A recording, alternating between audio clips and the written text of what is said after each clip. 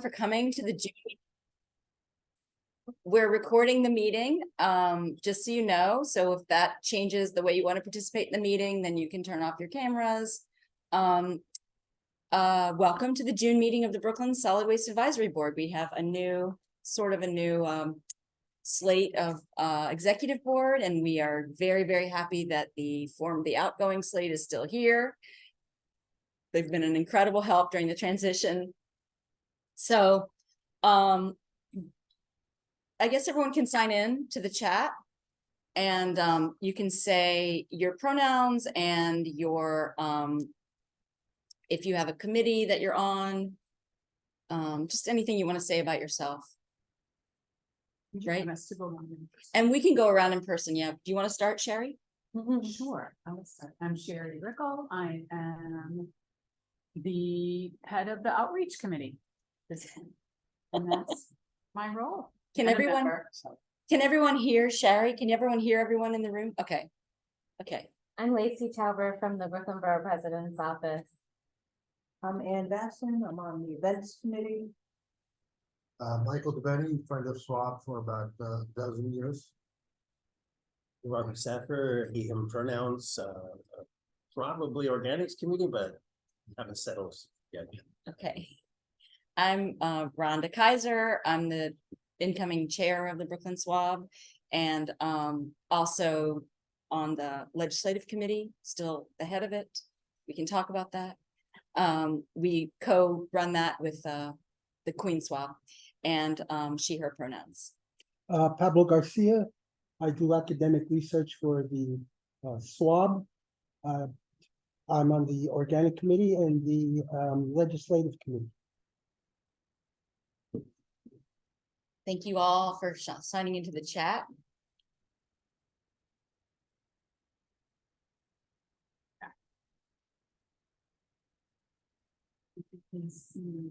Okay. Everyone on the screen. So,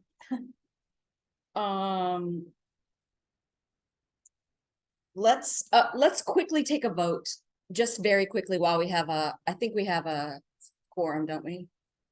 Do we? Sorry to lean on you about that, Sherry.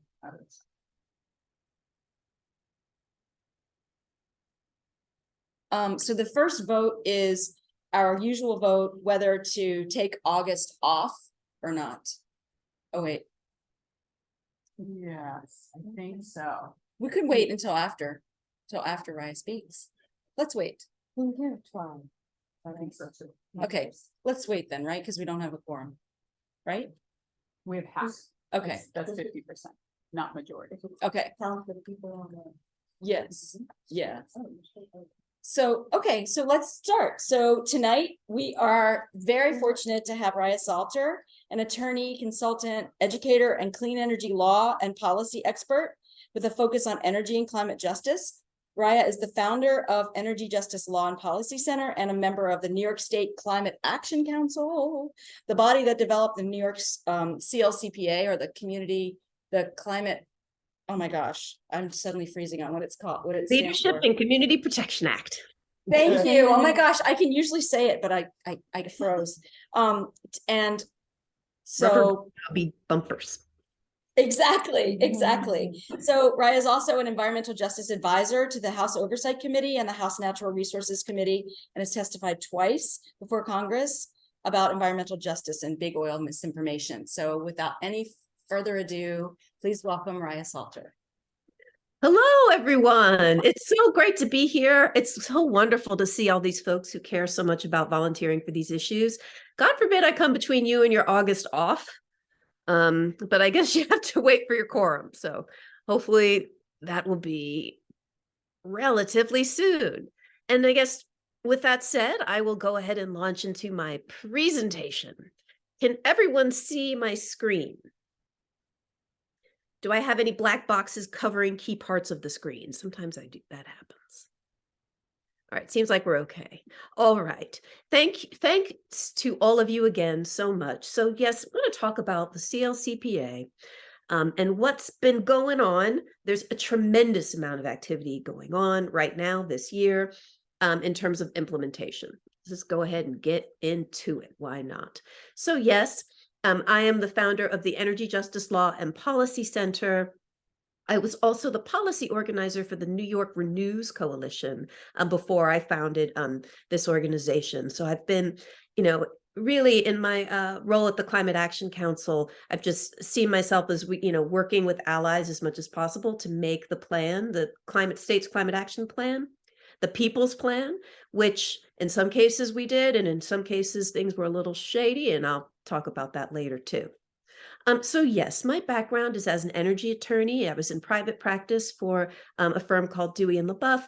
I've been a clean energy advocate for both the Environmental Defense Fund and the Natural Resources Defense Council before I went to New York Renews, and really consider myself to be sort of a movement lawyer, at this point. And yes, founded the Energy Justice Law and Policy Center. I bring this up because some folks may have seen when I did testify before the big oil misinformation hearing in the fall, I kind of got into it with this congressman from Louisiana who wanted to kind of distract from the environmental justice message I was there to bring. And I told him about himself, and so did AOC. And then, boy, bye. Like, I'm so glad that like Tucker Carlson is gone by. But I sometimes tell the story because as a reward for picking on me, this Louisiana congressman got his own Tucker Carlson segment. And so I have the honor of being called a moron and un-American by Tucker Carlson. So let's go ahead and move on. What do we talk about today? Key provisions of the Climate Leadership and Community Protection Act, and then an update, about the implementation with some background on what the scoping plan had to say about waste. Oh, that's actually, I see a typo. Disadvantaged communities, rubber baby buggy bumpers, disadvantaged communities and why that's important, and also key legal and regulatory action. All right, so let's go ahead and talk about a few key provisions of the CLCPA. This is a picture of the rally in 2019 where we fought to get what was then the CCPA and then turned into the CLCPA. I know I was the legal observer at this action.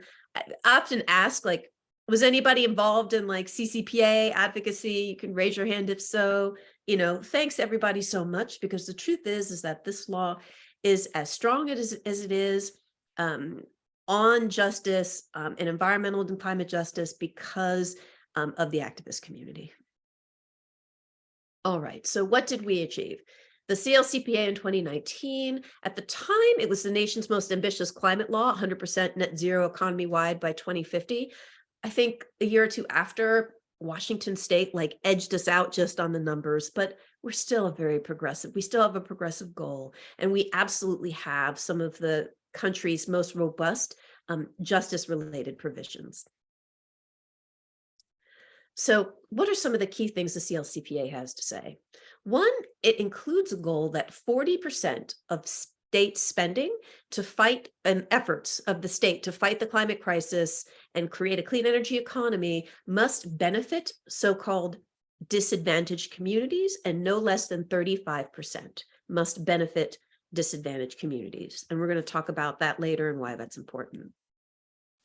It's also important to say that really what we did in New York changed the landscape across the country, because the CLCPA and this 40% mandate was uplifted by the Biden administration, I suspect by Mr. Zaidi, who for a hot minute was in Cuomo's administration before becoming a climate czar for Biden. This 40% idea has been leveraged into a national initiative out of the executive called the Justice 40 initiative. Folks may have noticed that, but it has also changed the landscape in terms of this idea of disadvantaged or frontline communities and how we have to sort of be sure that we direct resources and benefits into those communities. I will also say, as a caveat, disadvantaged communities is the term of art in the CLCPA, borrowed from California law. Nobody likes it. I never use it. Like, when I'm out talking to folks, I don't say, here we are, disadvantaged communities. We'll say frontline communities, priority communities, something other than that. So it's just a pro tip. What else did the CLCPA require? It had some really strong environmental justice provisions. State contracts must not disproportionately burden disadvantaged communities. That's also a rubber baby buggy bumper situation. I've had to say disproportionately burden disadvantaged communities fast several times. It's actually quite challenging.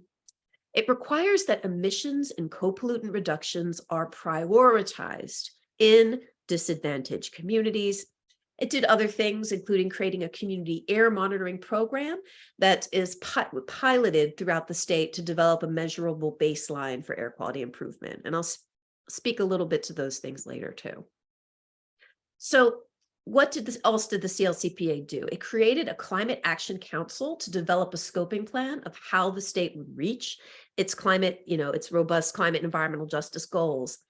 This is also important because in the statute, that climate action plan is actually must be promulgated. It must be sort of enforced and turned into regulation. So the strategies in there are important to keep your eye on. It also created a climate justice working group to advise the council and create this definition, this all important definition of who is a quote unquote disadvantaged community. Now, I was appointed to the Climate Action Council. There were appointees, and then it was made up of, the head of NYSERDA, the head of DEC, the head of Department of Labor, Public Service Commission, et cetera. The Climate Justice Working Group was made up of environmental and climate justice advocates like the New York City Environmental Justice Alliance, UPROSE, We Act, Push Buffalo, a lot of other groups that you probably know and probably have worked with or continue to work with now. So the CLCPA, intended for there to be this more participatory process. It also created a Just Transition Working Group. So let's talk a bit about the strategies that came from that climate action process. So when it comes to, keep an eye on the clock here, when it comes to implementation, here I'll talk about what were some of the waste strategies in the scoping plan. And then, because it's important for implementation, who has been designated a so-called disadvantaged community, and then some next steps about some of the really kind of big and important regulatory pieces that are happening very fast, faster than I've seen in my career. So what happened? The scoping plan was, it was finalized at the end of the year in December. I like to say that it was very progressive. It was so good that the only folks who didn't vote for it were the fossil fuel interests. However, it was by far and away not perfect, and we're going to see some of those imperfections, in some of these provisions. So this is sort of my summation of the waste plan strategies in the plan. They were not considered aggressive enough, in fact, when the state, the part of the process, there are all these advisory panels that were created. And when it first came forward, the waste panel was going to be sort of an internal working group and wasn't going to be a, participatory, panel like the other ones were. And myself and others really pushed to have that changed. But kind of from the beginning, there was a little bit of maybe lack of transparency around the waste advisory panel. And I do think that myself and other advocates and the Climate Justice Working Group just were disappointed in the lack of robustness in in what the strategies were. But I'll talk about them and what I think we can learn from them. And so really, I mean, the plan starts with, I think this is from the DEC solid waste report, from 2018 or 2019. And, gave us the chapter, gives us overview of, what type of waste is going where, in addition to the emissions overview. From the GHG emissions from the waste sector represent about 12% of statewide emissions, including landfills, water combustion, wastewater treatment, et cetera. So it kind of gives us a roundup of where we are. And then the scoping plan teed up a range of strategies that I think we could all agree are, can be good ways to go in terms of let's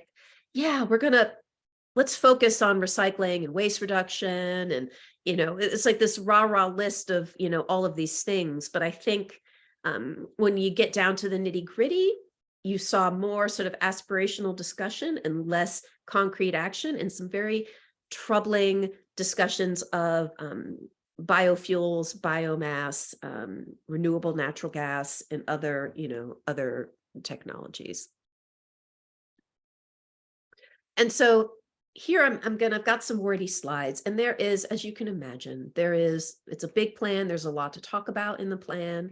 There are the waste strategies, and then there are the very related, agriculture, discussions. And so, I'm just going to focus on what some of the waste strategies were and what they were not.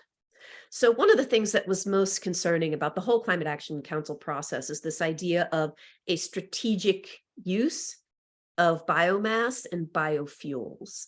And I'll talk more about that in terms of how that's moving forward. So, the Climate Justice Working Group and others, of course, take issue with a lot of biofuels, take issue with biomass. The plan does say that to the extent we're talking about biomass, we're going to be talking about it being on site, but and there can be instances, say in a rural farm where you might, want to see some type of biomass, but one of the things that's sort of moving forward that's troubling. Some of the things they talked about that seem like positive strategy is support for amending and expanding the existing food donation and food scraps recycling law to phase in organics, source separation requirements, eventually ban combustion and landfilling of organics. And so I'm talking about here what the plan says that it supports, because it gives, even though most of it isn't actually being proposed by the state, as a solution, this year, in that, these are things that, according to the state plan, there is support for. So if I think of it as something where, as advocates or folks who are thinking like, what type of progressive rule could we push on that, the state has been open to, it's these types of things and more. The idea of supporting expanded producer responsibility legislation, electronics recycling, phasing out single-use plastic, a fee on every ton of waste disposed. And then there's this idea that really a solution for fugitive emissions from landfills and other methane sources is enhanced oversight. And so I bring these as sort of some of the strategies that have been brought forward. And I think some of the disappointment from a lot of advocates is we wanted to see things like ending waste, having a zero waste goals, actually pushing forward on some rulemakings, ending, trash incineration where it's, plaguing disadvantaged communities. And we just didn't see that type of, I think, robust solutions, the state land on really robust solutions. And this is really kind of these are the ones that caused me the most pause. And unfortunately, there were, especially towards the end, there were a lot of issues. There was a lot of bad influence that was coming in at the end of the plan. This is something that I tried to speak up about as much as possible in the public meetings, because it was so disappointing to see where some of this stuff was landing. So red flags that I was not able to remediate, and we're just going to have to continue to push. There's this, you'd think in a plan like this, if we're supposed to have zero, net zero economy wide by 2050, that we could take an aspirational goal for, something really robust for waste reduction, food diversion, et cetera, and also combustion and landfilling. And the plan here in 2022 just outright recognizes that some combustion and landfilling, will need to continue, I guess, forever.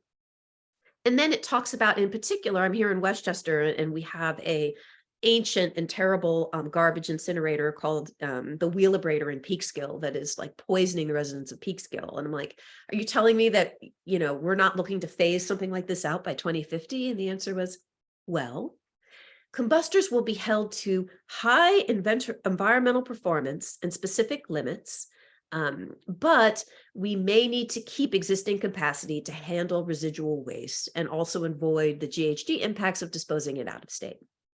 But what they did say, and of course I was saying, what do you mean high environmental performance and specific limits? Like, let's go ahead and talk about that. Why can't that be a phase out goal?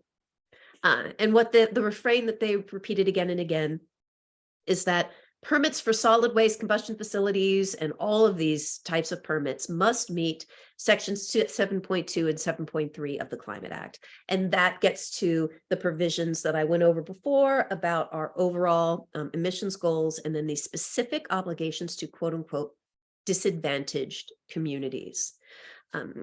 Another thing that the plan said is that the applicability of the zero emissions electricity requirement will be addressed by the Public Service Commission and other agencies. I'll talk about that a bit later as well. We are supposed to get to 100% zero emissions electricity by 2040. And that is marching forward. I'll speak to it again, but there are certainly forces that want to see biomass included as zero emissions, even though we know it is far from zero emissions.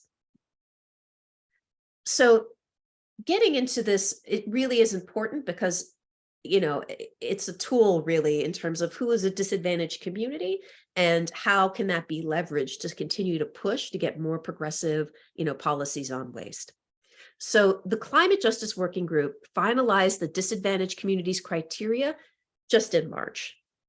And what they did is they looked at all the zip codes in the state, and they worked very hard on a number of different indicators to look at climate vulnerability, environmental burden, and also they looked at, you know, used indicators to get at how can we get at historical discrimination and disinvestment. And so I just wanted to quickly, won't talk much longer. You know, here is a snapshot of the disadvantaged communities designation using that state map that I referred to before. There might be some changes. I'm not sure if the DEC has finally updated the current map to reflect the criteria that was just finalized, but it still gives you a really good idea. And you can see that Brooklyn is one of the most, if not the most impacted, probably place, I think, in the entire state. And what I also think that's important to note is that from the federal government has also released their J40 mapping tool. It's very different. I can speak to why it's different, but you know, they have also just released it. And so I took a screenshot of, you see these shaded areas, you know, being designated quote unquote disadvantaged communities. So you've got even these maps overlay, even though they're not exact, and that's a whole story on its own. But you see huge swaths of, you know, of Brooklyn certainly being counted in that way. So why is that important? For a couple of reasons. One, you know, this is where we get at, you know, when in terms of permitting, you know, of these activities that, you know, they didn't want to actually ban. And I was like, well, what is going to be the test? How are we going to make sure we aren't burdening disadvantaged communities? And the state cannot evade their responsibility in the statute to disadvantaged communities in terms of early action on climate, prioritization of emissions and co-pollutant reduction. So that is a tool that you can use with the state and the federal government. And so it's for both pushing policy, but also to get investment. So there are really unprecedented resources at the federal level from the Inflation Reduction Act, unprecedented resources. Many of it is targeted towards disadvantaged communities. And this slide I'm showing you is from the state presentation at a Climate Action Council meeting. When the IRA first came out, they started to just try to get their heads around what all this money was going to mean for New York. And New York is really, we're set up to get our unfair share. It's too bad, our unfair share of resources. So the state is estimating that we're going to be looking at $70 billion of different types of incentives through 2050. And you can see, you know, a lot of that'll be in the electric sector. There's this big other, you know, category. So there's really huge funds, and big parts of it are supposed to go to so-called disadvantaged communities, of which large parts of Brooklyn qualify. In addition to this huge pot of IRA money, one of the other things that came out of the Climate Action Council and came through the New York State budget this year is the idea of a cap and invest program in New York State. This is really, it's cap and trade by another name. They do it in California. They do it, they're setting it up in Washington State. We already do it as part of the regional greenhouse gas initiative. And so it is coming to New York State. The budget laid the framework for it. I could speak more to that, but what it's going to do is establish a carbon offset market in New York State to raise funds for, energy programs and all the good things that we want to see. A lot of it should be that 40%, if not more, should go to quote unquote disadvantaged communities. Now, feedback sessions have begun, including one scheduled on waste in particular, but I think is even happening like next week or the week after. I think I've seen that your folks have gotten the email about that. And so this is really important. One, it is moving, even the CLCPA requires the implementation of, further implementation this year.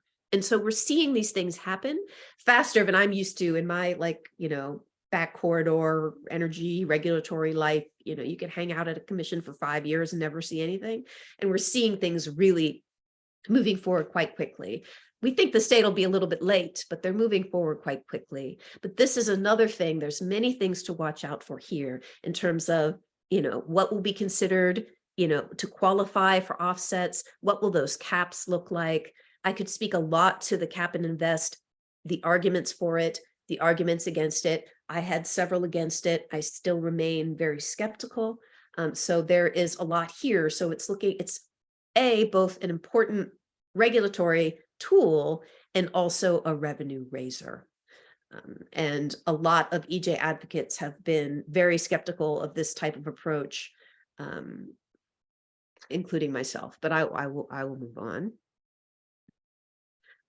What else is happening? That idea of what zero emissions electricity will be, that proceeding literally just kicked off last month at the Public Service Commission. Know for sure that this proceeding was started at the behest of industry. Industry has, since the CLCPA was passed, they have been chomping at the bit to qualify to be zero emissions and to sort of get this parsed out in terms of who will get to be zero emissions. And guess what? There are a lot of folks who want to see what we would consider to be dirty energy be zero emissions, but that's something that's really close to what we should watch very closely. And we'll know the legislative fate of key recycling bills soon, very soon this week. The Packaging Reduction and Recycling Infrastructure Act, it's got a lot of support. I hear people are saying that some version of it will pass. I hear folks who are skeptical that it isn't going to pass. And then the bigger, better bottle bill. So, we will know very, very soon. And I guess the only other thing I'll say is that you can follow me on Instagram as Climate Auntie and consider me your climate auntie and your climate family. Sorry, allergies have been bothering me lately. So with that, I will stop. And any questions? Thank you so much. That was a lot to process. A lot of it new for many of us. Really great. You did it, made it a very high level stuff, very digestible, I think. So does someone Beth, would you like to run the questions, or does anybody here have any questions? Okay. Are there any questions from the room? No, not yet. No questions from the room. Okay. Great. So we had a couple of questions that came in through the chat, and then we can open it up for further questions either through this chat or if people on Zoom want to raise their hand to ask the question, that's fine too. One of the questions, and thank you so much, Raya, was just if you can talk more about the definition of biomass, please, and how you define that. That is an excellent question because, frankly, one of the major problems, it's funny, I was looking at the climate action plan just before I was coming on this call at this exact issue, because I think one of the problems is that some of these terms have been used as a catch-all and have not been defined. And so you'll see the word like in the PSC order, you see the word bioenergy, you see the word biomass, and then you'll see sometimes it'll refer to, wood chips, sometimes it'll refer to organics that might be burned for electricity. And so my response is that there is a concerning lack of specificity, I think by intention, and we're going to see how that moves forward. I'm not saying there's been no definition anywhere, but that's, I literally was going through the climate plan before I jumped on this exact issue. Thank you so much. The next question, also from Kendall. In the city's DACs, what kind of waste-related activity do you envision would be allowed and or incentivized? Do you envision existing permits not being renewed? I haven't, I can't respond to any particular project in New York City. I know that I was talking very specifically about this one incineration facility permit in Peekskill because it's, in my backyard. And so I think, which is, looking at where the DEC is going to have to look at their permit this year, or they were waiting for them to announce how they're going to look at it. And that was my exact question to them. And the response they said is that we will look at this for high environmental standards. And we know we have to apply the disadvantaged communities and emissions, limits of the CLCPA. And so my answer to that was a very frustrating for me, like that I kept pushing on that in public, and that was the response. And so that's why I went through that disadvantaged communities piece and some of that pieces of CLCPA, because I think it'll be a tool to fight these permits. Whether or not it'll be successful will be very important precedent. Thank you. We have another question relating to disadvantaged communities from Jeffrey, who asks, as a disadvantaged community, Coney Island / Brighton Beach didn't qualify for the New York State air monitoring study, and wondering why, and how, if you know how the monies are going to be divided in Brooklyn in the disadvantaged communities. So thank you for bringing up the air monitoring. I actually meant to go back to it. So yes, the air monitoring program is really, it's only a pilot. And so it's in sort of select jurisdictions, in the state that were designated disadvantaged communities. So not all disadvantaged communities are being air monitored, but several parts of Brooklyn are. Several parts of Southern Westchester, where I am, are, and in Albany and also in Buffalo. I can share the maps of the communities that are being monitored. And yes, would I have wanted to see this done everywhere? Yes, unfortunately, it is a pilot, so that's why not every community is getting the air monitoring. I do think, however, that it's actually how they're doing it is actually pretty cool. They have this company called Aclima that has these cars that are loaded up with sensors that are very sophisticated, and they're going to be able to go, they're driving block by block to really get at these sources of pollution. And the idea from the criteria they used to select places, when I was arguing with them about this, about wanting to do more of it, was that they were picking places that they thought would provide insight into how to do this more broadly, if that brings any comfort. So that is happening, and it's interesting. I know my organization, community groups, have access to the data. Mine is one of them. There's probably a group in Brooklyn that has access to the data. It's very interesting. The second part of the question, in terms of how the money will be divvied up, that is the literal million or billion dollar question.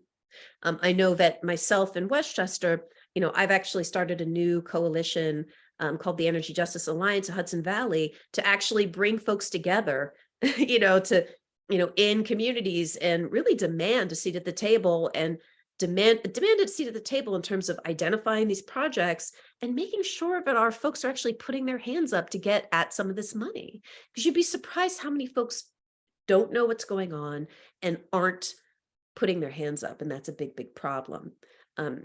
I'm very confident that New York City will be getting, again, their unfair share of funds, both state and federal. But trust and believe. I truly think that it's those who are engaged, aware, and advocating, and really pointing out this is a need in our community and we need these resources pointed here, who are going to get the funds.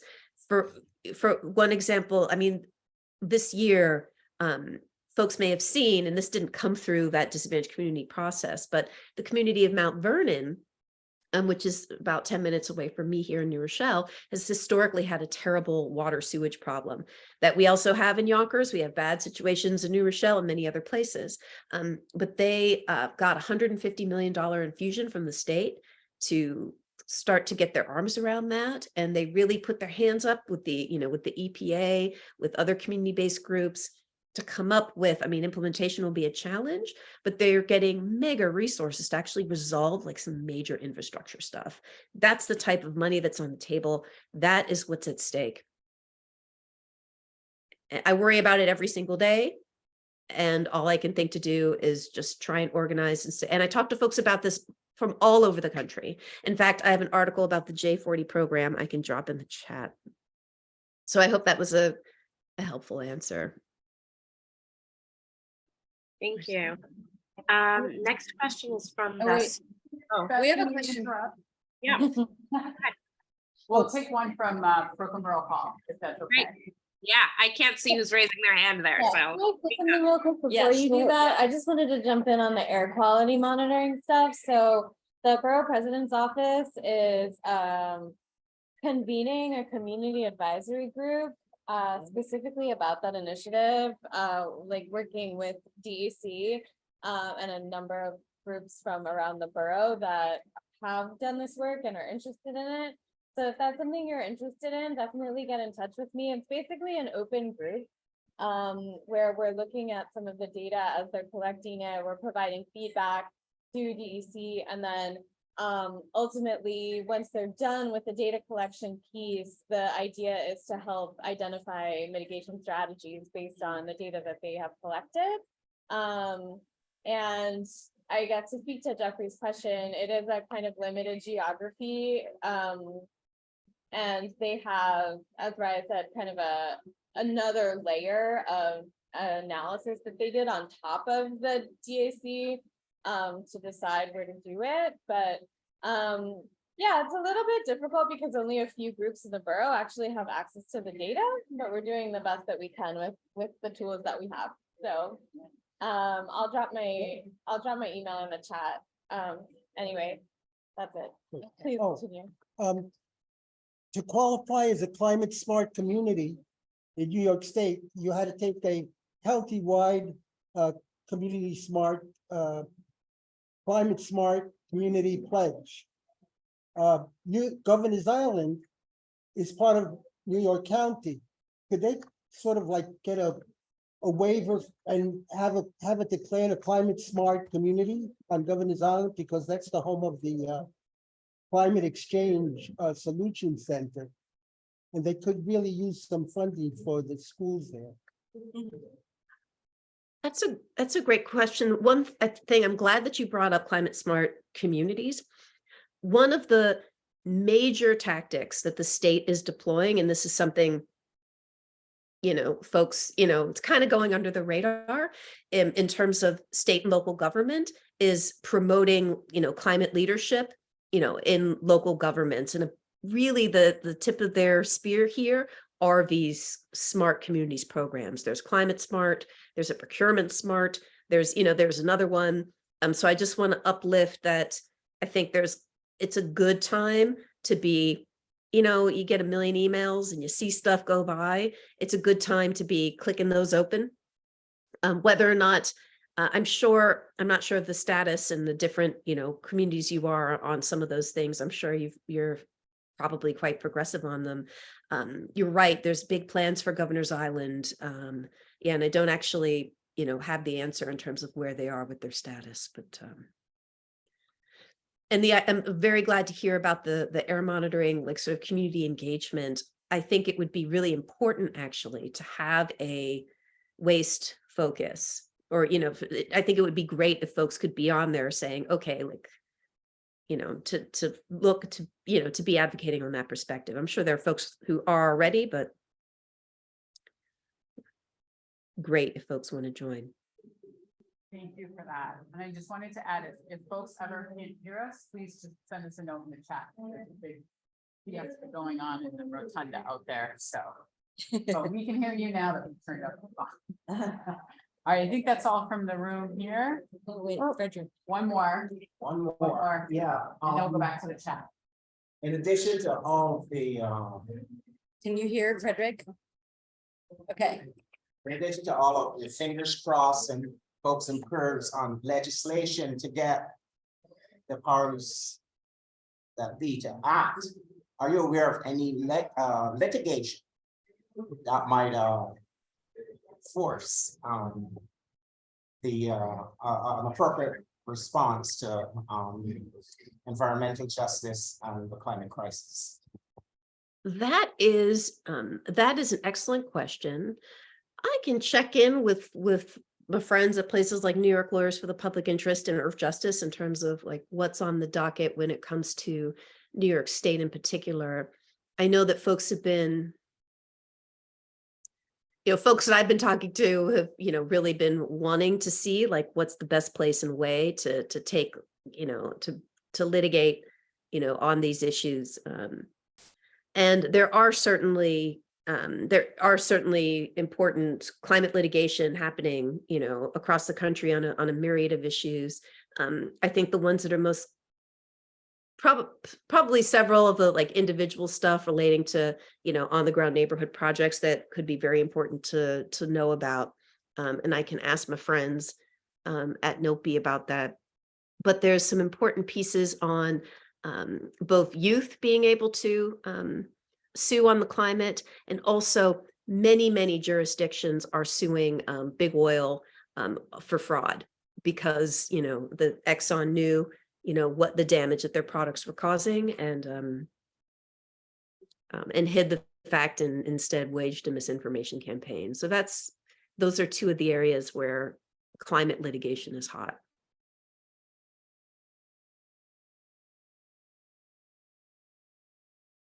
Did we get all the questions from Borough Hall? Yes, great. We have a couple more questions in the chat, and I know we're close to ending our time with you. Question from Vasile was, how significant is the biomass production in the 14 wastewater treatment plants, which have been renamed as resource recovery facilities? I'm sorry, repeat the question. How? Sure. The question is, do you know how significant the biomass production is in the 14 wastewater treatment plants, which have been renamed as resource recovery facilities? Resource recovery.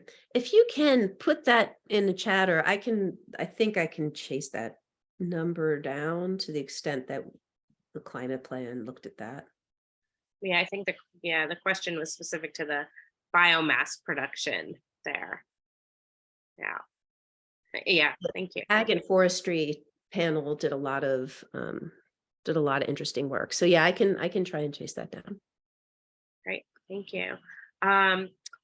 And then I see that you shared a link here of Biden's the report card on his accomplishments on climate justice. There was a question also about sharing the map as to where the monitoring was going on. Yep. Map for monitoring. That's no problem. And the disadvantaged communities maps too. Sorry, I'm taking a note. State and federal. I can send those links. Great. I highly suggest you can go to your own house and you can look, and there's a wealth of for the state model and the federal one, but there's a wealth of information in terms of statistics about income and health and proximity to various types of environmental and climate harms and vulnerabilities. And it's a little scary when you look at it. You'll be scared. I laugh. I don't know what else to do at this point. Thank you. I had one last question, if I can squeeze it in, which is, can you speak to just a little bit to what other states have plans similarly? I know you spoke about the red flags coming up from New York, and I'm wondering how we compare. You hear a big sigh. One thing that it makes me think of is this fight against, so-called false solutions, this idea of renewable natural gas, and other pieces. It's becoming increasingly a national issue. For instance, when we were talking about, about renewable natural gas in New York State during the Climate Action Plan, we were talking about how limited it was as a resource in terms of local production. And we didn't fully evaluate what the import scenario was going to be, which is unfortunate because that's actually National Grid's plan. And so we're looking at National Grid has already done a procurement to figure out where can they, connect with manure farms, be they in North Carolina and other places, to create this renewable natural gas that will be piped to communities like ours and also in New England. So I mentioned that in terms of it's increasingly national. Some of the more problematic policies on this, that's not the encouraging positive action you probably were hoping hoping to hear about, but it really is the next front of the fight is how do we shut these facilities down, as opposed to whatever interim measure to just sort of keep them going.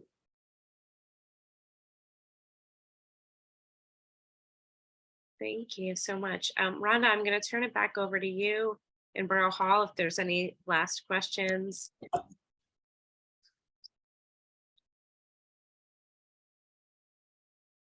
Do you want to ask her to say that? No, what's that? Oh, no. Do you have a question? The only question was related to Frederick's question, as far as. Can you hear? Can you hear? Yeah. I was curious about what Frederick brought up about litigation and, if you know any more groups that are really zeroing in on that in New York City specifically. Or, yeah. Besides the two she mentioned. Yeah, besides probably Earth Justice and maybe NILP. This Are is they litigating or are they just?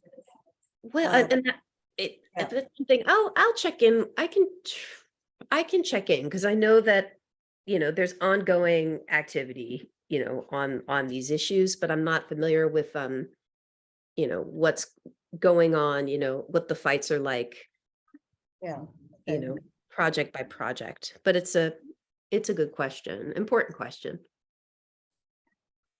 There's a question in the chat. There's a question in the chat by Liz Rosen. Okay.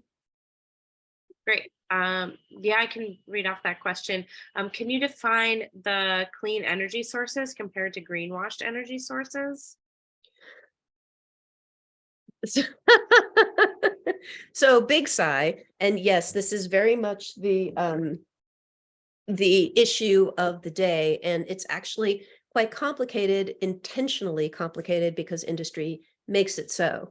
And so a lot of the phrases that you hear, on television and in the media are literally the, fossil fuel industry marketing, which is the same, first they came up with this idea of the color wheel, blue hydrogen, bad, green hydrogen, pink hydrogen. And so there's this whole rainbow that are really, and now things like advanced nuclear, renewable natural gas. So there's this whole rainbow of things that we like to call false solutions. And it's challenging because, some of it is completely experimental and unproven and may never, ever work. Some of it may have applicability in certain scenarios. And so, for instance, green hydrogen is something, can be used creating this green hydrogen from fossil fuels, bad. Creating this green hydrogen from renewables and using it in technologies like battery storage, maybe some kind of potential upside, and so, the idea of advanced nuclear made it into the climate plan. This is pink hydrogen, hydrogen made from nuclear power. So anyway, my answer is that it's actually, it's a nuanced list. And what I'll do is I'm putting in the chat a couple things. One, we're actually having a rally this Thursday at 5 o'clock, people versus fossil fuels, people like Sane Energy, myself, We Act, and others, where we're going to talk more about this stuff. So I put a link in, please come and join us. I did a YouTube interview with Dr. Bob Howarth, who is one of our leading experts on methane, to try and parse this out in the context of the CLCPA and answer this question specifically. And I think it's a good watch. And so I will also put the link to that YouTube video in the chat. I hope there's a lot to say about that. And I hope that was helpful and is a short answer. Great. Thank Thank you. you. That was fantastic. Oh, do you want to say something else, Beth? No, I was going to turn it back to you and say similar thoughts. Yeah, yeah. Most of the warming we've seen to date is over the last 30 years again. Sorry, trying to get this video from Dr. Howarth. Oh, yeah, excellent. You were both on the Climate Action Council. Yes. Together, right? Yes, and really, Bob, sorry, I'm trying to copy this link. Bob was, we really teamed up together because, when these hard questions came, it was great to have, he was there to sort of, together we could really call out the false claims versus the real claims versus the questionable claims as much as possible. And unfortunately, they have a lot of traction, political traction, and they're going to keep cropping up. I mean, here's that video is actually very helpful. There's a lot of things I could say. That's A whole other great. conversation. I feel like we could have a whole meeting just watching that video and, and I think, Bob is the real methane expert. yeah. Yeah, together, you're a nice team. Yeah, great. Well, thank you so much. We really appreciate your time and your high level of expertise on this.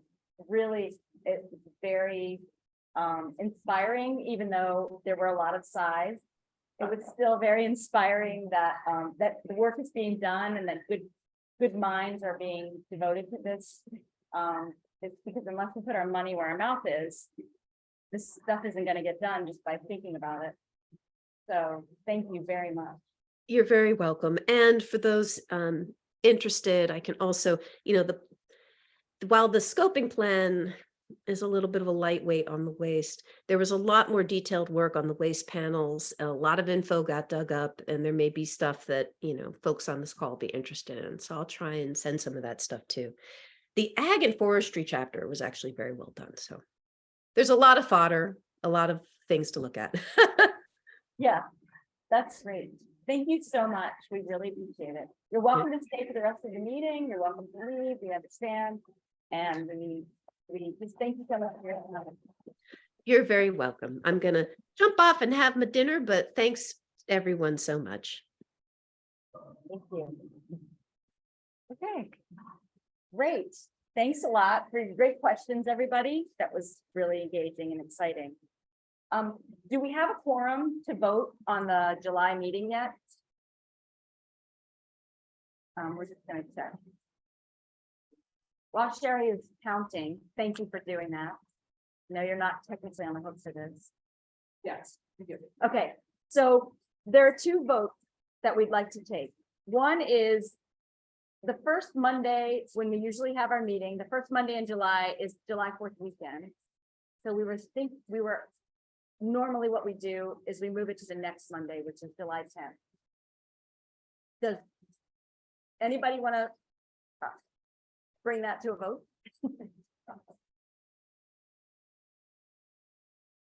I make a motion to move the meeting to July 10th instead of July 3rd. I'll second it. Okay, second. Do we have any objections? Okay, so all those in favor, I guess we could do a hand count. You can raise your hands feature on that. Just to clarify, this vote is for just for members. Yeah.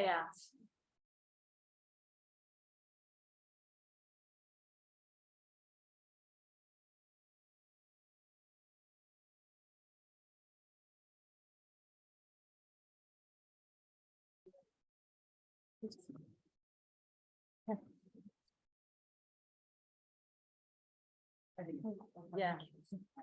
Okay. And the ayes have it. Yeah. Any no's? I guess we should say any no's, right? You can put your hand down. It's really only me, but I am ready to reconcile that I'm in the minority.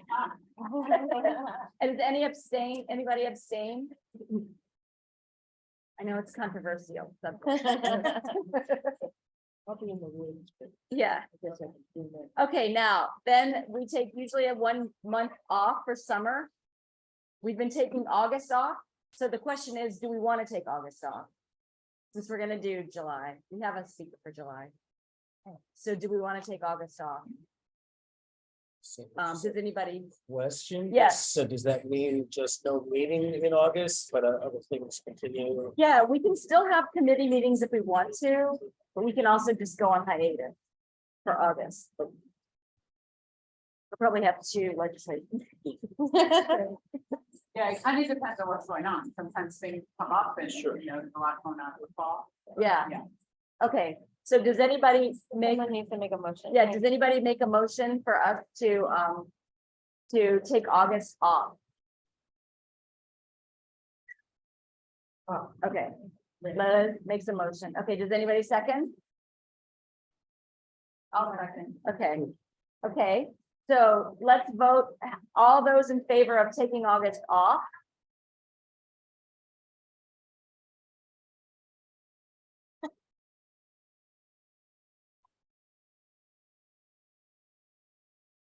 Okay, look at my feelings. That's a thumbs up and. Yes. Okay, and it passes. We have a yes on that, so we're taking August off. Deserve it, good vacation time. Okay, great. So next up, we're going to move to James Sheldon has an announcement from Adrian Adams' office, the speaker, city council speaker. James, would you like to unmute? Hey, can you hear me? Hey, thank you for giving me a little time to speak here. So my name is James Sheldon. I'm a community liaison at the City Council for Speaker Adrian Adams' office.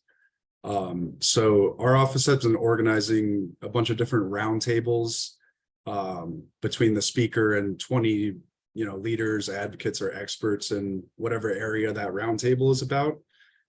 So a couple weeks ago, I went to one that was centered around issues in the Muslim community, which was really cool. So I was talking with my co-director, and we would like to do one kind of focused around waste management. So in our eyes, we think it would be really cool if we could get 4 to 5 members from each of the active SWABs to come. They take place at City Hall. We would want this to happen like sometime in the fall or early winter if there's enough interest to do it, obviously.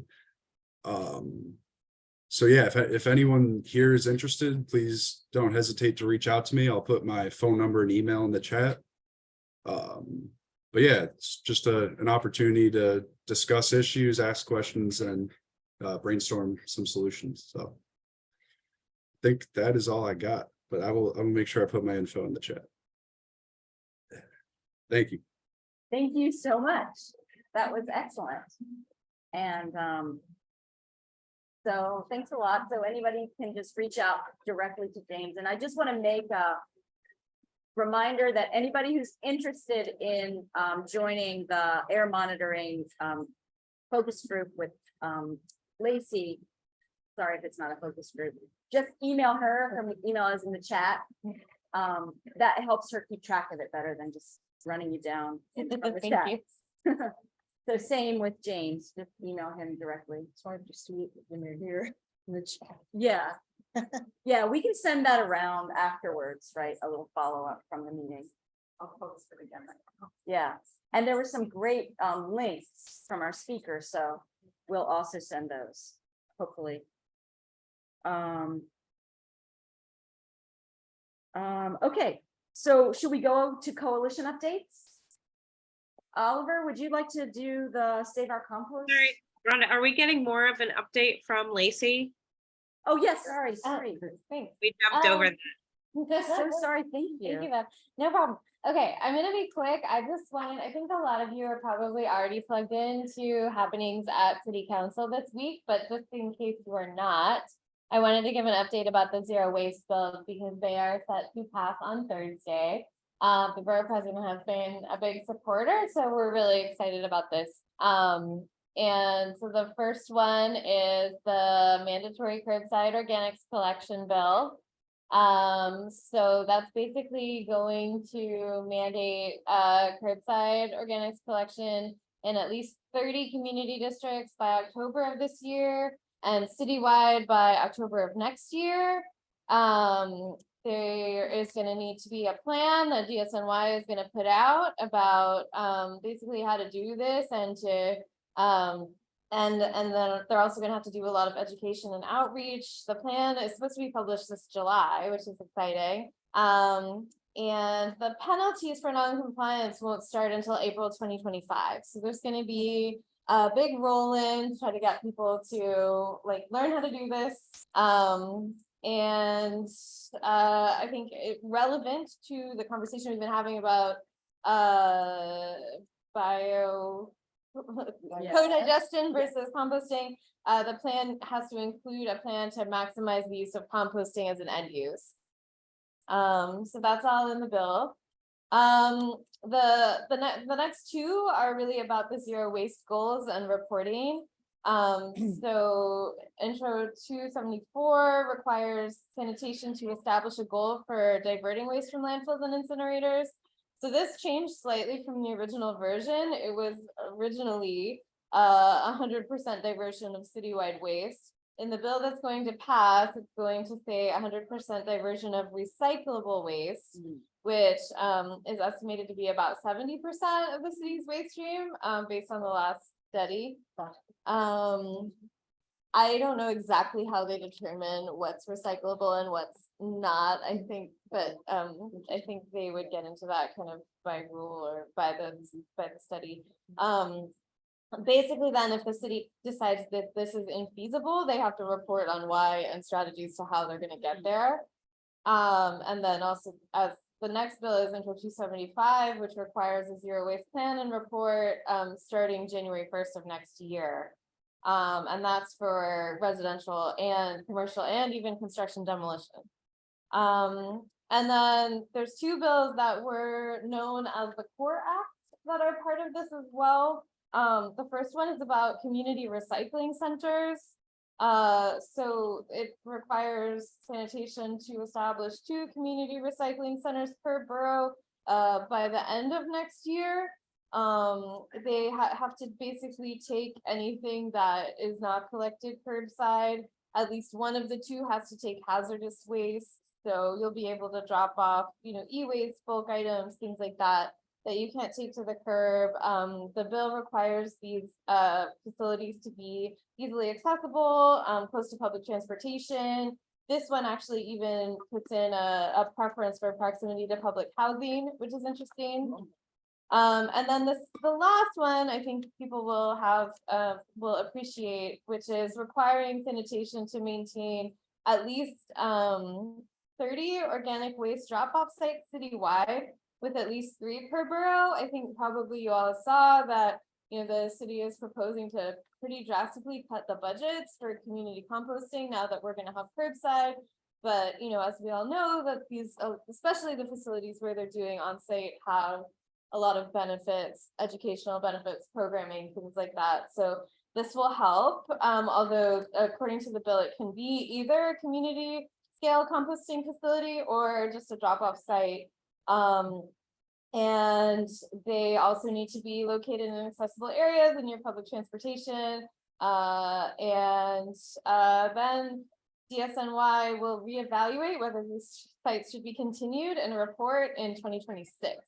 So it's kind of buying a little bit of time. I think it is going, I think we're gonna see some cuts, but we're gonna maintain some of it and then we have some time to do some more advocacy. So that's all passing on Thursday.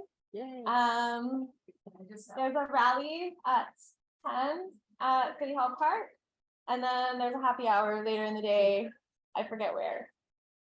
Yeah. But Sandy knows, send an email, maybe I'll forward it. Yeah. The one that's talking about the Dropbox, Mhm. that's and now at 30. Is that Dropbox and processing sites? I think it includes both. Right now amongst all the scrap Dropbox sites, there's like Brown, YC and all that. Oh, So that's just such a victory. Just a scale Yeah. reference, like, you know. That's, Wow. or there was 200, I think we're still around that, but you know, curbside is coming, citywide. But I just wanna.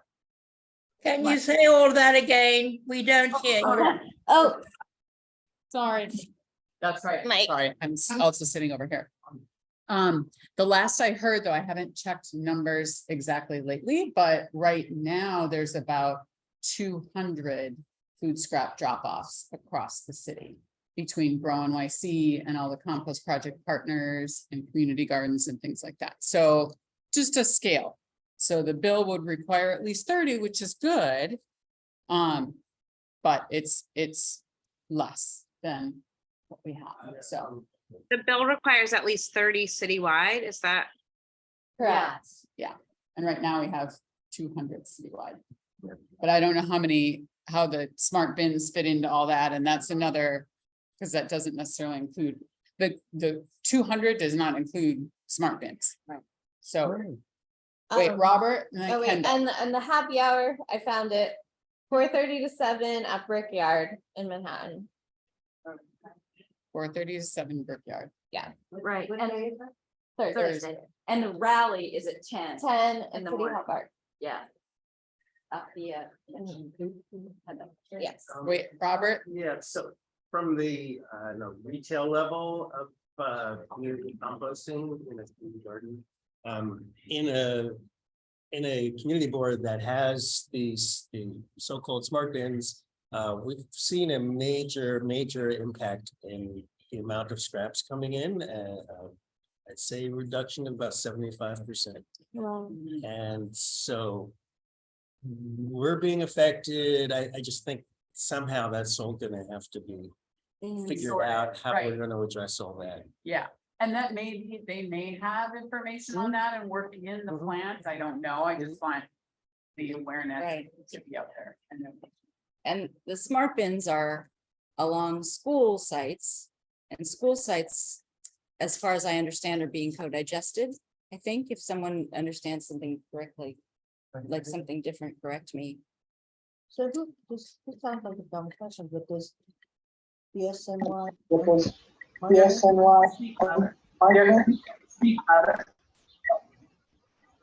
Oh, wait.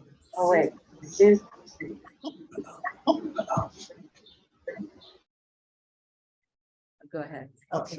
So, go ahead. Does DSNY empty the smart bins? Or like, so, Yes. and how is that affecting the garden? You were saying, the People- composting. Right, because the neighborhood is very saturated with smart bins. And our clients are likely to have a smart bin on a corner very near to where they live. So it's a lot easier for them, totally understandably, to drop things in the smart bin rather than save them up for when we have Oh, drop-off hours okay. and do their composting then. Is there any, so how about contamination in the smart bins? I mean, Well, they're sending them, they're being co-digested, so they're, like, you can put meat in Oh, it's there, right you in can there. do, yeah, like, it's Okay. a lot, it's much broader in terms of what they'll take. oh, okay. I think she's talking about plastic.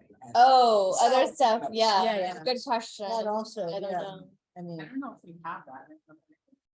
Has that. info yet. Yeah, I mean, the fact that they're putting it with school waste tells me that they're not as concerned about that contamination in co-digestion. That's just a guess. I guess, There's a lot in there already in co-digestion. I guess going by the Curbed article that Right. many of us saw about a month ago.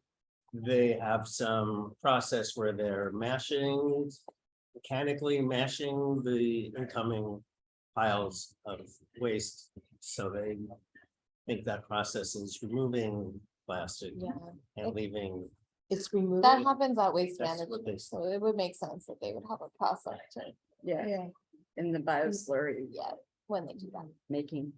I wanna Yeah. go And then to- where do they Kendall send the has plastic? Yeah. Kendall? Thanks. Lacey, do you have any sense of what the administration's position is on any of the 5 bills? Well, they're passing, I mean. I don't think, the council has veto-proof majorities on all of these bills. Well, beyond that. I mean, in my experience, the admin doesn't, like, I don't know, maybe it's different now than when I was in the council, but it was very rare for the council to pass bills that weren't already agreed upon by the admin, and I think some of the changes that we've seen to the language are the result of that negotiation. So. Yeah, So second, I'm not in those rooms, to be totally clear, but, I feel like, I don't think. Hi.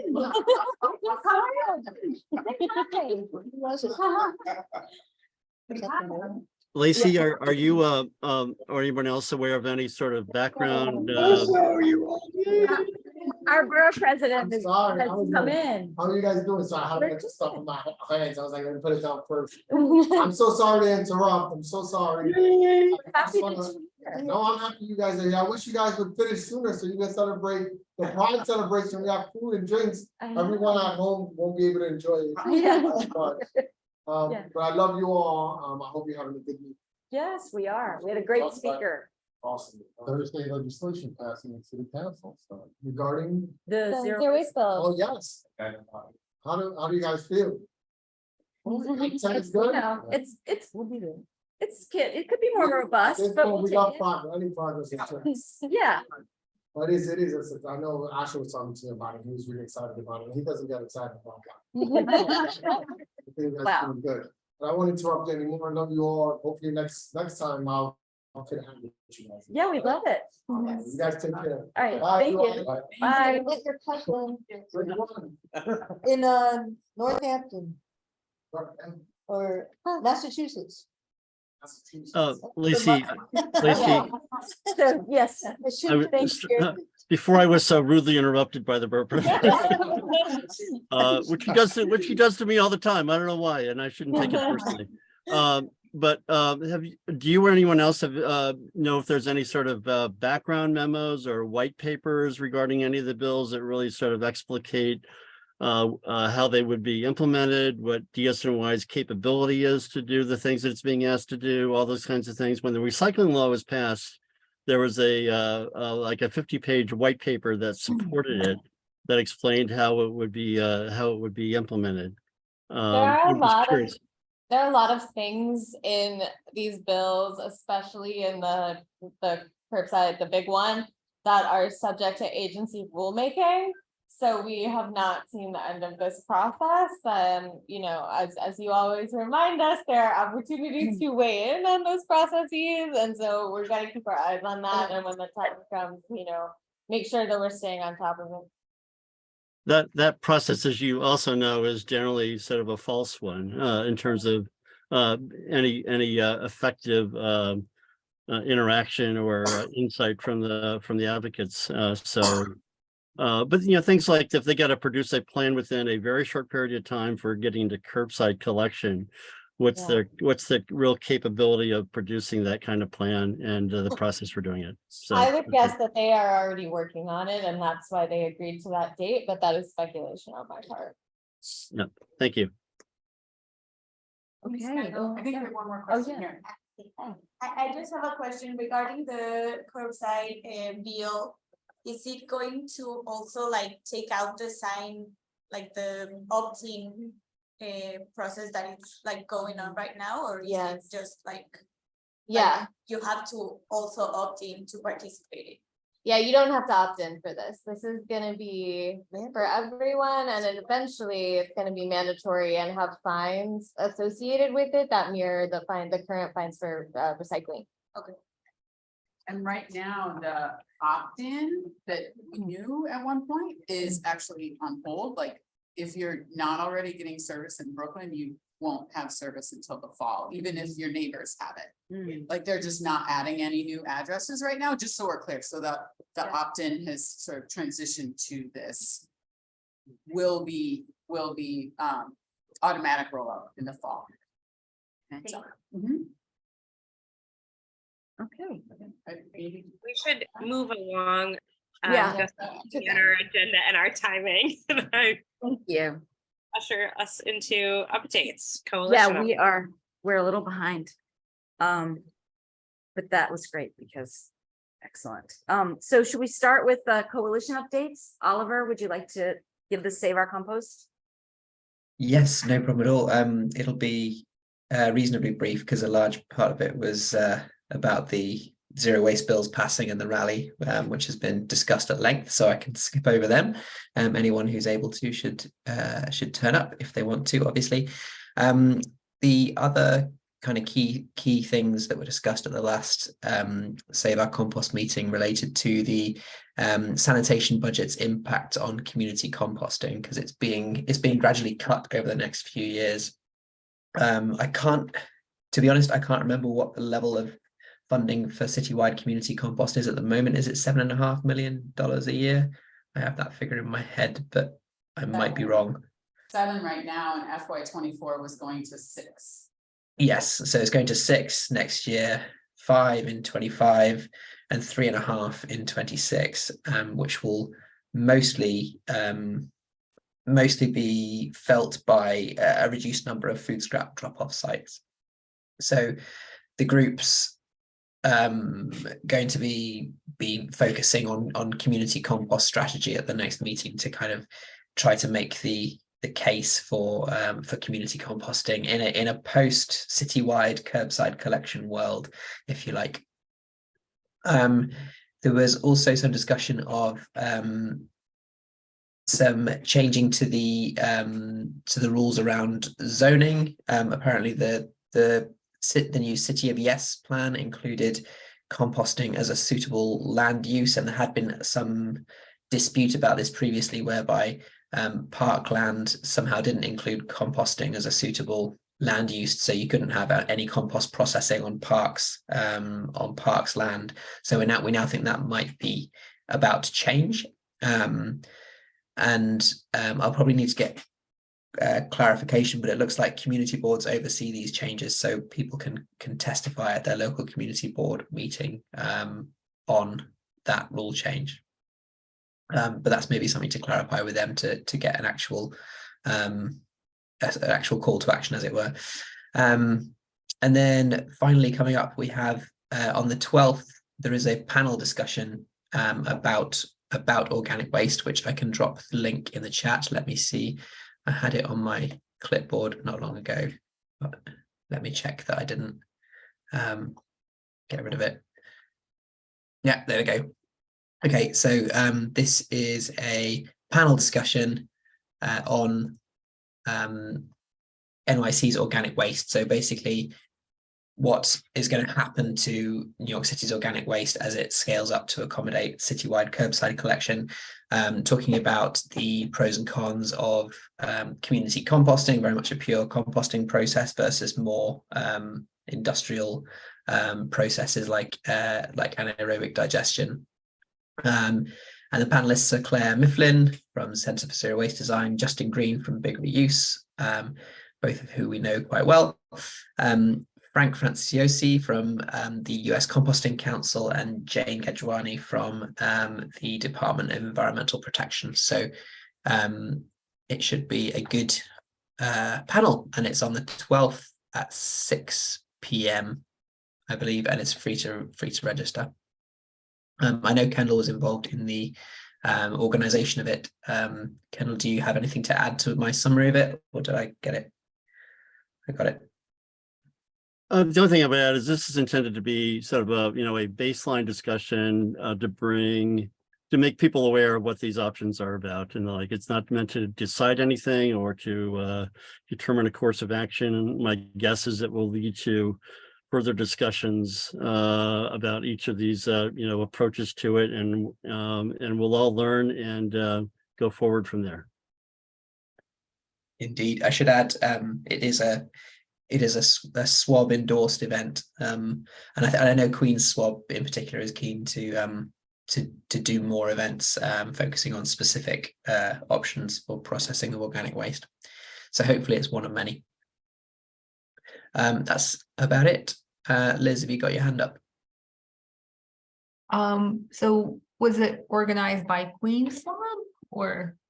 No, it was primarily organized by the Save Our Compost Coalition. Oh, okay. Yeah, because it looked like it came from like the all SWABs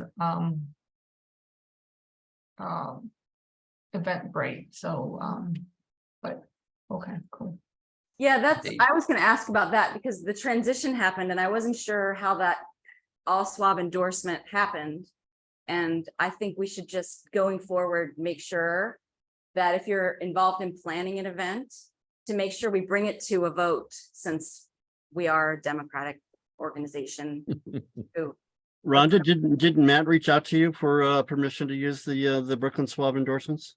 Well, I can't speak for all the SWAB members, so That's not what I asked. I asked, did Matt reach out to you for permission to use the SWAB logo on it? no, he did not. But I think we are also part of the Save Our Compost Coalition. So Yeah, so that's more where it comes from in this. okay. case, I think. Yeah, I believe that the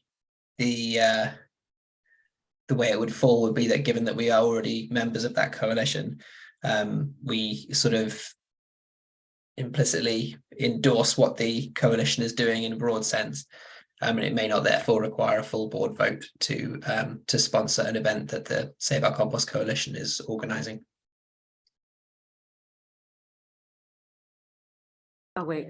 It's just good to give everybody a chance to participate in the planning of it if they want to, and to keep in the interest of pure transparency. So just going forward, that would be great. Yeah, indeed. We've talked about this panel discussion in about the last 4 meetings. I think in one form or another, it's been on the books for a while. It's just taken a while to organize, and then it's moved quite quickly, I think. Yeah, it was. I think it was talked about as a Save Our Compost planned event. So, okay. So, how about the next? Anne, are you able to do before you leave quickly an update on the reusable NYC? Yeah. The next meeting is tomorrow, actually. And as far as I know, nothing has been decided, done. But tomorrow, what we're focusing on is follow through on enforcing the skip the stuff bill. Because there's a lot of good press, but we don't know how much it's going to be enforced. So people are going to be focusing on that tomorrow, hopefully, at the meeting. Yeah. Thank you. Sure. Okay, great. So let's move on to committee report. I'm going quickly because we're behind schedule. I don't want to start off on a bad foot, being late. So executive committee, Beth, do you want to do that? Oh, yes, I was going to do that update, wasn't I? Excellent. The executive committee has been meeting outgoing members and incoming members so that we can have this transition as smoothly as possible. And as an incoming executive committee member, I would like to extend my huge thanks again to the outgoing members who've been hugely helpful in this. Particularly tonight, I'll give a shout out to Liz, who's filling in for Michael as Sergeant at Arms because Michael was unable to be here. So that is that. I see also on the agenda, Rhonda, the approval of the previous meeting minutes, but I'm going to be transparent and say I'm not sure what to say about that. Yeah. You want to, go ahead. No, I think, I don't know well, what to say. we have to work Send on them the around. process for that. Yeah, yeah. I definitely was awful at it, and Yeah. we were working to improve, and we had good traction, and we're still working. Okay, But you guys, I think, yeah. should we send them around You need for to a send vote? them around. for an online vote before the next meeting? We could do an online vote, or we could vote at the beginning of the next meeting, but you guys Oh, could, that's a good idea. decide what you would like to do. Okay, So, yeah, great. so I know it's on the agenda, but it's more so on the radar Right, for getting a process going. good way to, I like that distinction. Okay, great. Anything else, Steph? That's it. Unless I'm missing anything, Rhonda. Okay, I don't think so. I don't think so. Okay. Legislative committee, we've learned all about the Zero Waste Act about to pass tomorrow, so I don't need to talk about that. The Packaging Reduction Recycling Act, formerly EPR, is gearing up, and as Raya said earlier, it looks promising, but it's still touch and go because the industry is very strong, pushing back against it. There are some memos where the mayor's office put out a memo in support of it. Also, the comptroller put out a memo in support of it. And in addition to our memo in support, and basically in support of it, the principles that it supports. And ours will have the most impact. Yeah, of course, because we're vast engaged constituency. And then Harkham's and Glick's office are advocating for bringing it to a vote. So that just came out today, a memo of that. So hopefully it will pass. And we can start addressing this packaging contamination in organics and just the excessive packaging that's out there. The next legislative committee meeting will be on the 15th at 6:30. Outreach. We did have a meeting in May, and I will briefly go over it because I have been, as usual, awful about. Sorry, can you push the mic a little closer to?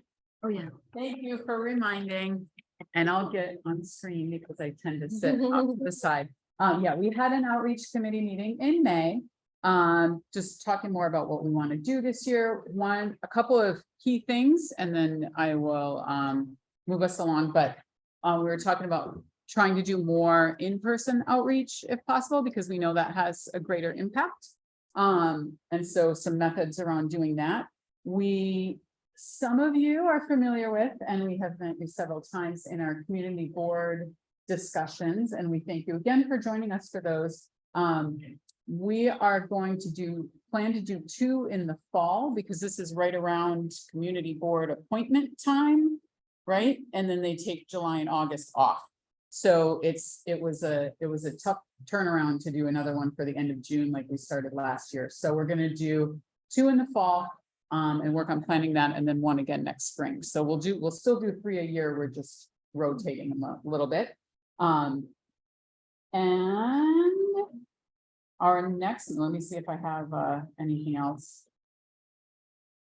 in there.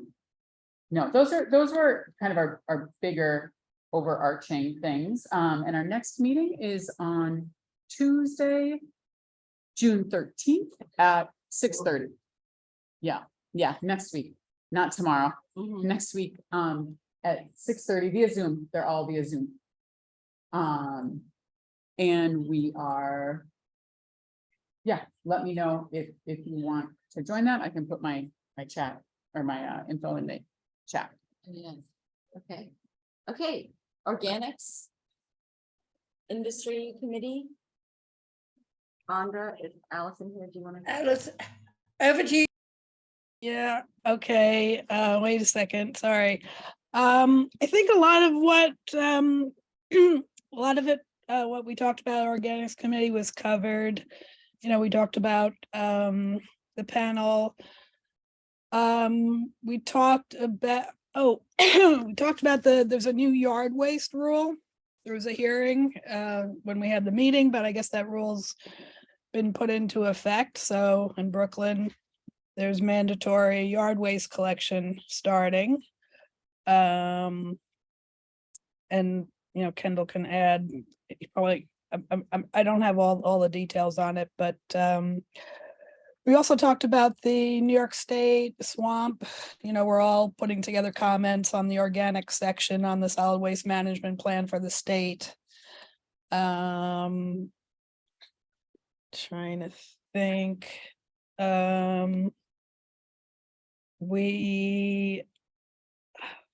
Sorry. Oh, we did one thing, we did talk at the meeting also, the smart bins, and someone raised that the contents of the smart bins actually go to digesters, go to Newtown Creek rather than being composted.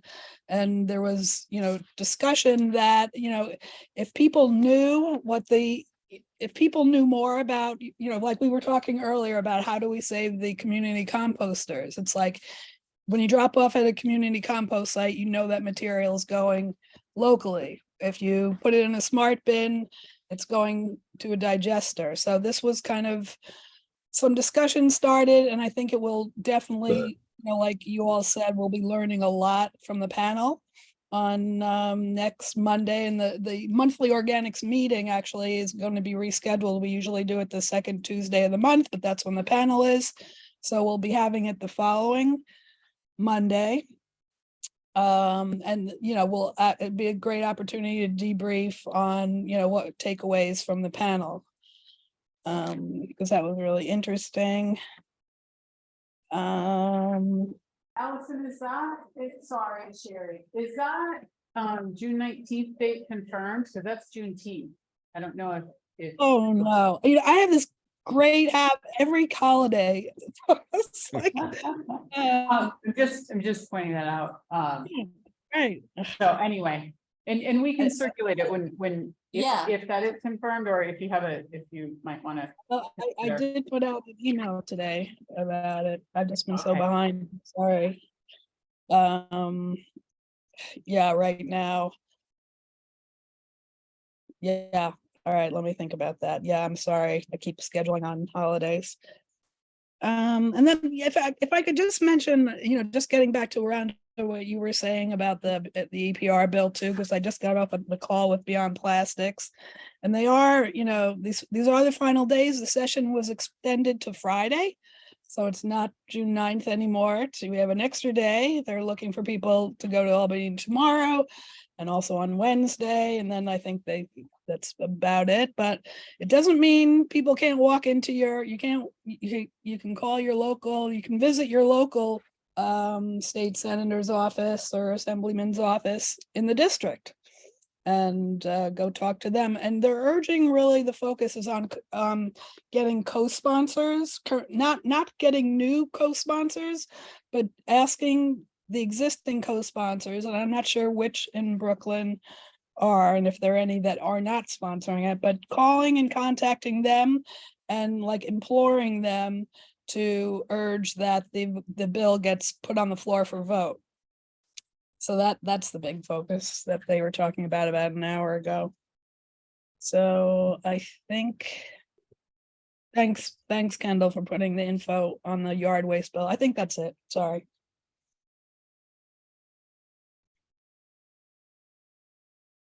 Okay, events. Thank you, Allison. Hello, everyone. An events update. So on May 13th, we had the beach cleanup at Canarsie Park with NYC H2O. And it went pretty well. We had a small turnout, like about 6 SWAB members came. But that's still pretty good considering it was like out of the way and hard to get to. So there was about 20 or so, maybe 30 people in total that different volunteers that NYC H2O that signed up with them.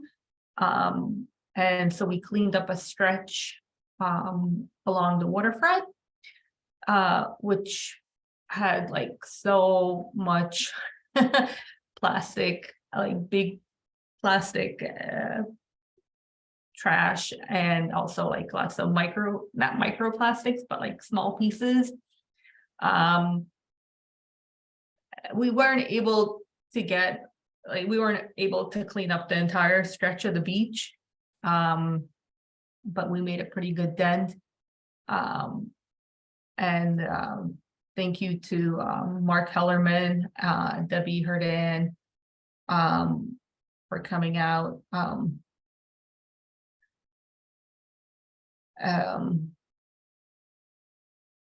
then me and Sweta, my wife, came, and who else?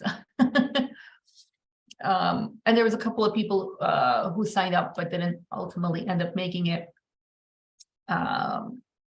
So it was great to get to know the NYC H2O folks, and we're gonna try to get them to speak at the July meeting.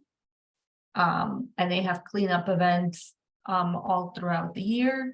It's a great way to get out there and get your hands dirty and participate in the cleanup.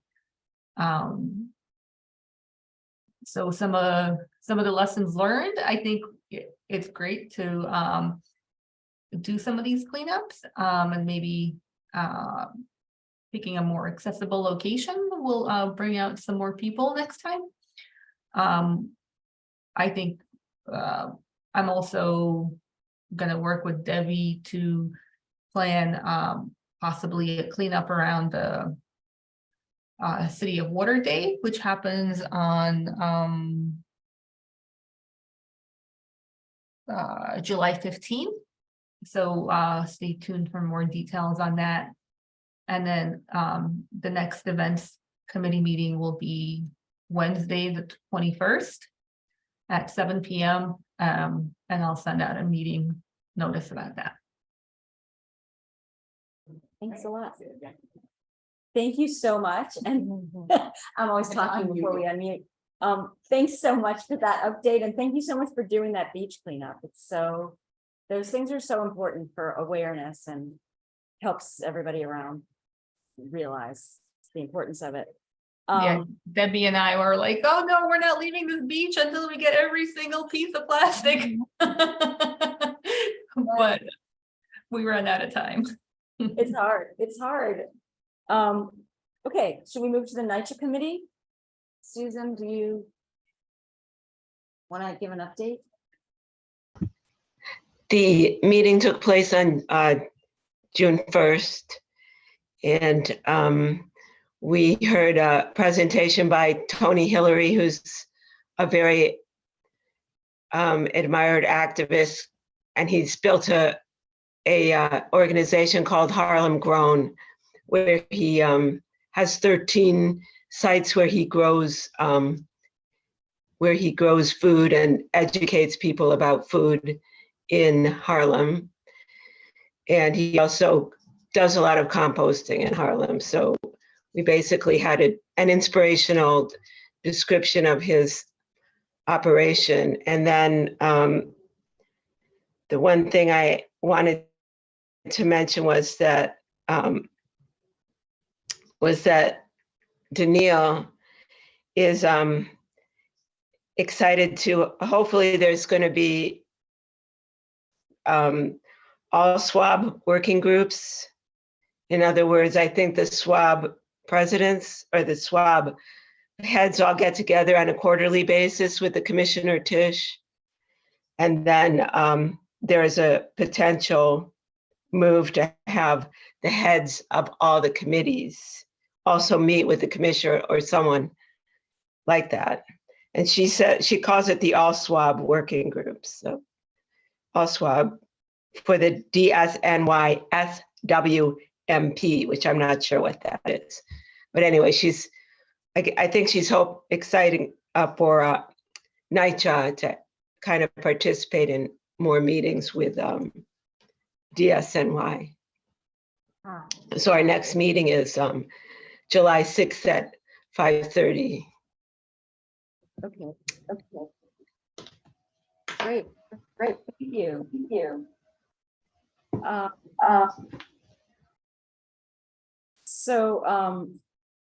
So yeah, that's great. And I did forget to mention that we are going to be meeting with Commissioner Tisch coming up Wednesday, I think. I'm just stepping into these meetings, so there's quarterly meetings. I think there is a plan. I'll know more about it in the next meeting to have working groups and make it be more open with more involvement with everybody so that everybody can be involved and, you know, be connected to the process.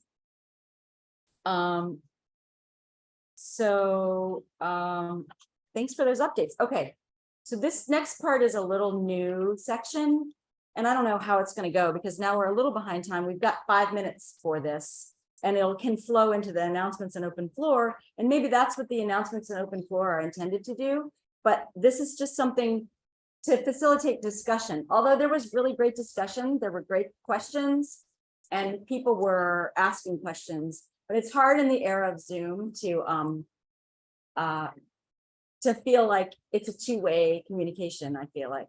So maybe we're going to get like blank stares for this. But if anybody has anything they want to bring up that pertains to the meeting, and Beth, do you want to add anything to this? I mean, I think that's a good overview, Rhonda. I think this is an opportunity for people to bring up any additional thoughts on things that we've just have come up in this meeting that people haven't gotten a chance to share. I will add that we have very limited time, so we're keeping it so like maybe less than a minute. And that we may gently just tell you to stop talking so we can make sure we get to all the announcements. Yeah. If anybody has anything, if not, we can just flow right into the announcement.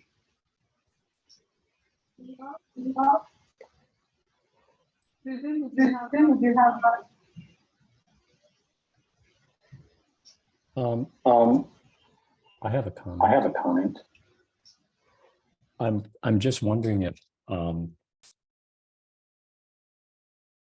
if we're calling it mandatory composting and there's no enforcement, is it really mandatory, and might that be a next issue to tackle? That's interesting.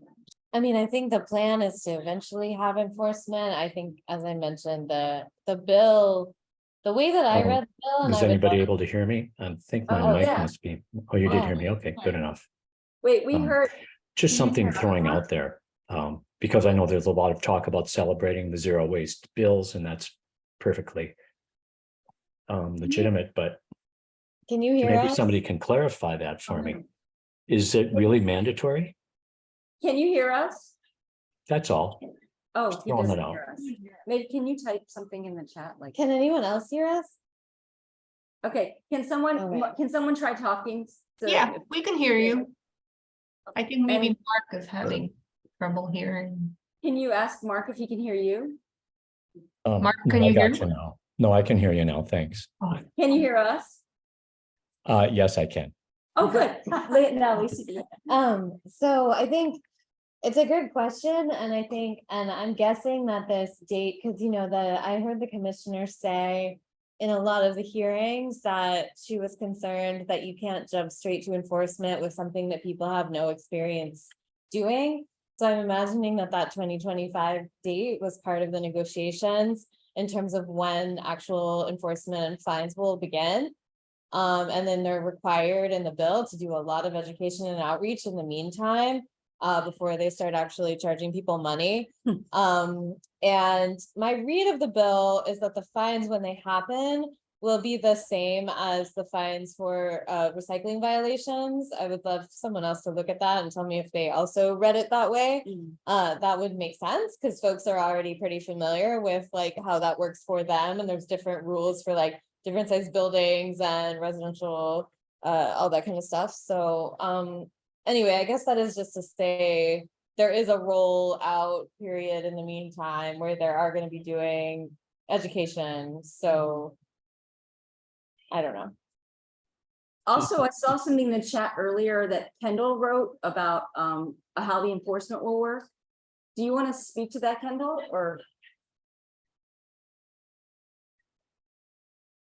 Oh, Well, New York City, 70% of people live in multifamily buildings. And so the question of enforcement was negotiated in the mandatory recycling law, 30 some years ago, to be enforcement at the building level and to put a certain level of responsibility on the building owners, operators, supers, whatever, to provide space and signage as their sole obligation, but didn't extend enforcement to what individual residents do, which, supers and building managers have, very little, if any, control over.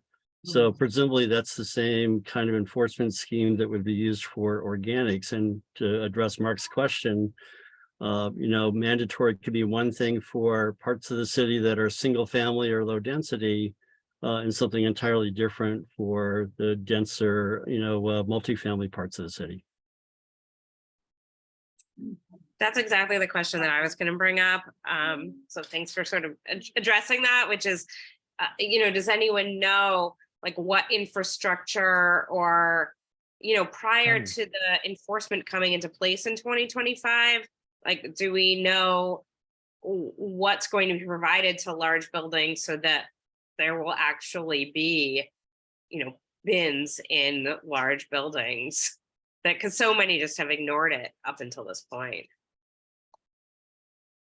My read of the bill was that the actual like receptacle use and all that will be part of the agency rulemaking. I mean, I think right now the rules have been you can either get a bin from them or you can use a rat-proof bin of your own, and they're trying to make it as simple as possible. So I imagine something that would kind of mirror that, but I don't think we have those details Yeah, yet. I think the question is really around like building management and like buildings that just like don't want to participate. And so like if they're not being enforced and made to until 2020, at what point will they? Okay. Do we want to move on to announcements and open floor? Does anybody have announcements? Or want to continue the conversation? Sort of fluid at this point. We have about 9 minutes left. I've got something to say. Yes, okay. The New York League of Conservation Voters, I think they put out a brochure explaining the Inflation Reduction Act. And I think there'll be a source for people who want to access the funds from the Inflation Reduction Act. And also under that legislation, the Act, which is the climate group based in Harlem, they were granted several $1 million to sort of chaperone nonprofit organizations and getting access to funds that deal with the climate. Oh, so a smaller organization could team up with them and they can sort of be the umbrella. Is that what you mean by chaperone? Yeah, well, I guess they'll guide them through how to apply. Yeah, and right now, they have a training program where they're training individuals. I signed up to actually go out into the community to sort of explain what's going on in the climate about the climate crisis to the community. To help them raise their hand, as Raya Salter was saying earlier. Yeah. So they can start to. That's great. Thank you. Anything else? Oh, wait, there's a really long. Oh, no, We're just seeing the chat.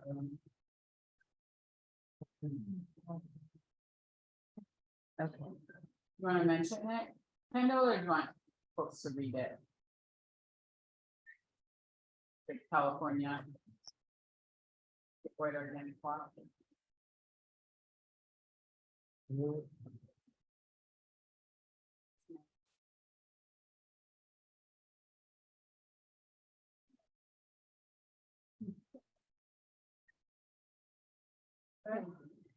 Okay. Okay, just some other announcements that people have sent me that they sent into the thing. There's a Sierra Club has put out a sewage sludge report. And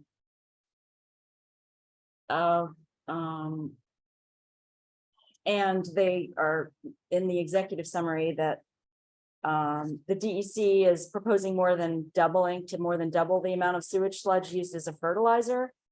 And you can connect with them. It's in the notes. So our next SWAB meeting is going to be on the 10th. The Manhattan SWAB meetings and the other SWAB meetings are there. There are places to register. We're going to get a regular registration link soon. I'm learning how to do that. So maybe in September. Anything else? A question, will you have the contact information for the panel that the guest said she would be sitting on discussing the just transition? You know what she spoke about? Oh, yeah. Slides be available. Those are excellent slides. Yeah, really good slide. Very. We'll ask her. They have spoken at many events, and I think just came from one right before we were here. So I'm sure that they would share. Okay, just transition panel, and there's also a interview on YouTube, I think, which they shared a link to. Right. Yeah, we in the chat. Okay. Yeah, we can share that out. There's a lot of links to share, a lot of follow-up information. Anything else? I just see there was one note in the agenda about the City of Water Day, which I know was spoken to a little bit here, but a question of anyone interested in representing the SWAB and tabling, and I don't know if we want to flag that here. Oh, good. Just to let people know, but I'm not sure who's When is it on? who has that info. Yeah, as we work on figuring out how we're gonna be involved, I can be there, I can do the tabling, so it should be covered. Oh, thank you. Awesome. Where is it, Liz? I think it typically happens in Coney Island. I have stuff, I have tabling stuff. We should. Oh, okay, okay. I also have your certificate of honor for the Brooklyn Borough President's Office. So nice. Yes, Lacey shared those earlier, so I have all the hard copies here for the outgoing folks. Thank you for that. We appreciate it. Yeah. It's already Well- special, and we saw the president in the flesh. I know, he just popped in his little cameo. Well, thanks. I wanted to say that I put the link to your questions, Frederick. Energy democracy, a conversation from the front lines that Raya Salter will be speaking at on June 20th. So that link is in the chat. Okay. Thank you. It's on her Twitter feed. Okay. Yeah, I got her name. Climate auntie. Yeah, climate auntie for, That's what Twitter was. yeah, for Instagram. Oh, that's right. She's got Yeah, for Instagram. Twitter. I don't know. Yeah. What is it? It's Raya Salter on Twitter. Oh, okay, I got it. Got it, name. Good. Well, thank you very much, everyone. Do we need to make a motion to quit the meeting? Okay, thank you very much. We'll adjourn. With that, thanks for a great June meeting. It was nice to see everybody. See you in July. Thank you. Or see you soon at the organics.